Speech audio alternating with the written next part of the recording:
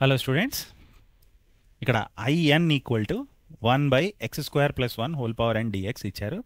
So ఆ n చూడంగానే ఇమీడియట్గా అర్థమవుతుంది మనకి ఇది integration by successive reduction problem అని.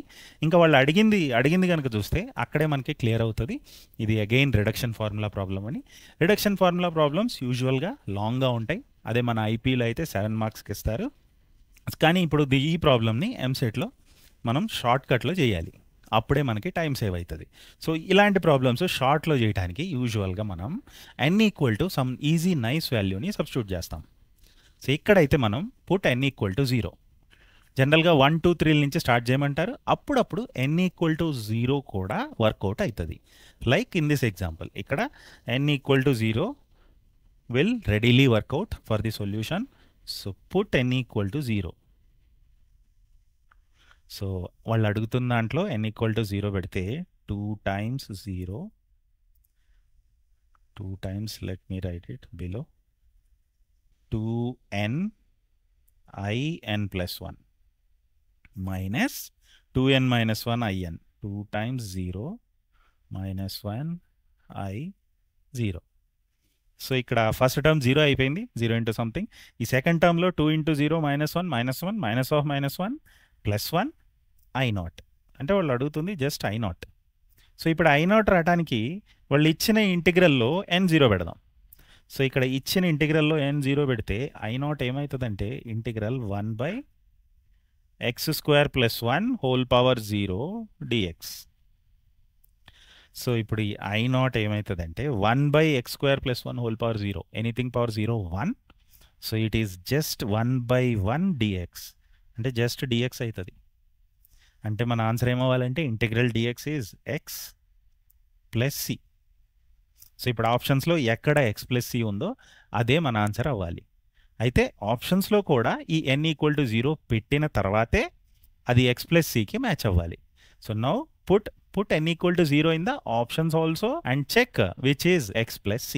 సో n ఈక్వల్ టు 0 ఆప్షన్స్లో కూడా సబ్స్టిట్యూట్ చేస్తే ఫస్ట్ ఆప్షన్లో n ఈక్వల్ టు 0 పెడితే x² + 1 whole power 0 x + c. So ఈ ఫస్ట్ ఆప్షన్ ఏమవుతుందంటే సో ఎనీథింగ్ పవర్ 0 1. సో ఇది 1/x + c, కానీ మనకు రావాల్సింది x + c. ఓకే, సో ఇక్కడ సెకండ్ ఆప్షన్లో n ఈక్వల్ టు 0 పెడితే x² + 1 whole power 0 + c. So ఇప్పుడు x/1 + c, x + c. ఇంకా ఈ థర్డ్ ఆప్షన్లో n ఈక్వల్ టు 0 పెడితే x into x² + 1 whole power 0 - 1 + c. ఇదేమవుతుందంటే ఈ x² + 1 హోల్ పవర్ -1 వచ్చింది ఇక్కడ, అంటే అది కిందకి వెళ్తుంది x² + 1 x/x² + 1 + c. ఇంకా ఈ ఫోర్త్ ఆప్షన్లో n ఈక్వల్ టు 0 పెడితే x/x² + 1 హోల్ పవర్ 0 - 1 + c.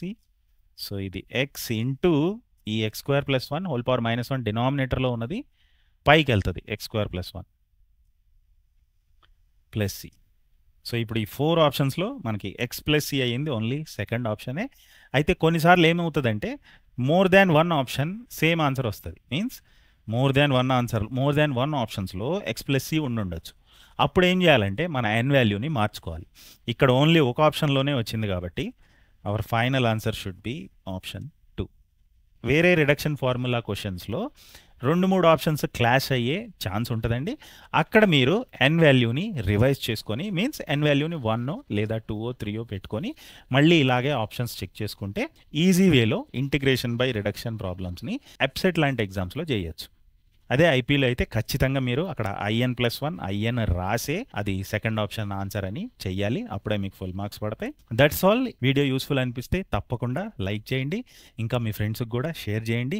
ఇలాంటి మోస్ట్ అప్డేటెడ్ ఎప్సెట్ వీడియోస్ ఇంకా మీరు చూడాలి అనుకుంటే తప్పకుండా మా ఛానల్కి సబ్స్క్రైబ్ చేయండి.